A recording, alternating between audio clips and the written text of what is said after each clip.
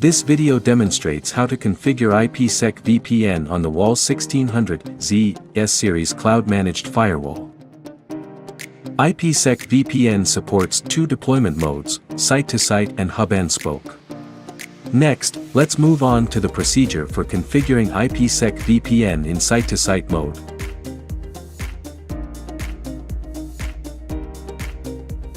As shown in the figure, Network A and Network B are connected to the Internet through Firewall A and Firewall B, respectively.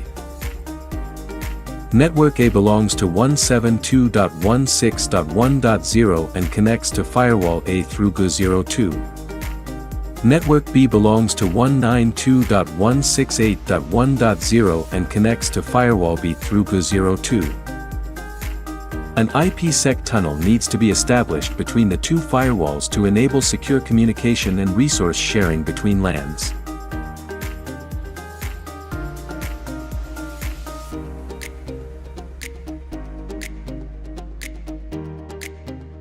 Before configuring IPsec VPN, complete basic network configuration according to network planning, which is not shown in this video. The device supports two tunnel configuration modes: custom tunnel configuration and configuration using the tunnel configuration wizard. Here, the wizard is used to configure IPsec VPN. Configure Firewall A. 1. Log into the eWeb of the firewall, choose Network, IPsec VPN, Config Wizard.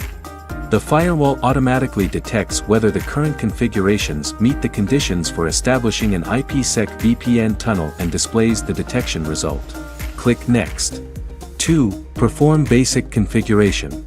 Enter the tunnel interface. Enter the tunnel name. Select the deployment scenario. In this example, select Site-to-Site. Click Next.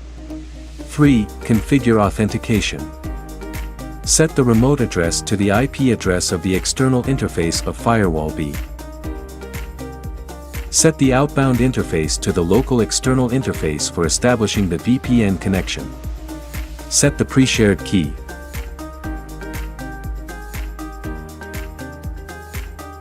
Click Next. 4. Configure interesting traffic. Click Create. Select Subnet to Subnet. Set local network and remote network. Click Next. 5. Confirm the configuration. The system predefines default security parameters for IPsec tunnel negotiation. In this example, the default values are used. If they cannot meet negotiation requirements, you can modify the values as required. After verifying the configuration, click Finish.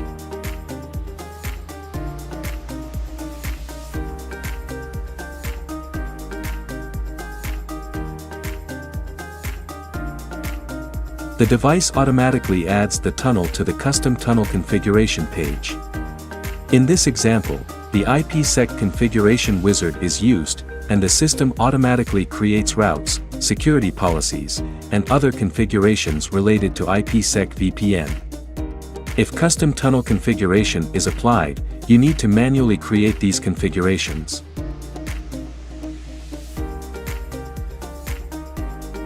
IPsec VPN configuration on Firewall B is similar.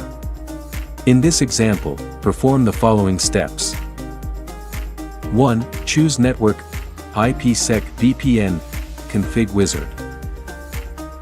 Click Next. 2.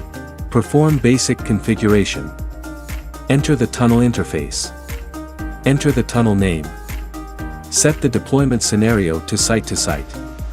Click Next. 3. Configure authentication. Set the remote address to the IP address of the external interface of Firewall A. Set the outbound interface to the local external interface for establishing the VPN connection. Set the pre-shared key. Click Next. 4. Configure interesting traffic. Click Create. Select Subnet to Subnet. Set local network and remote network. Click Next. 5. After verifying the configuration, click Finish.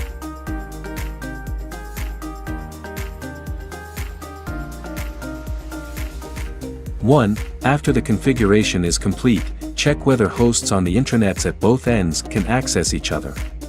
2. Verify IPsec tunnel status on the eWeb of the firewalls. If a device connects to a Fortinet FortiGate 100F series device, verify the following configurations.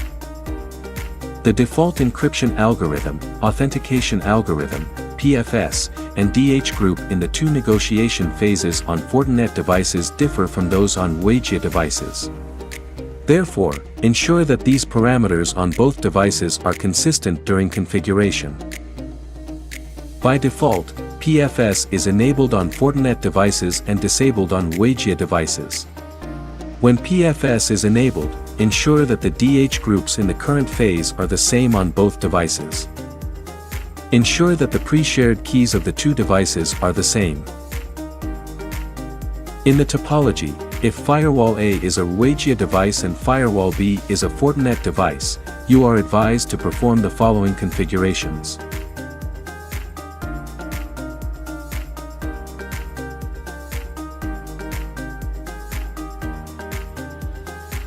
Thanks for watching this video.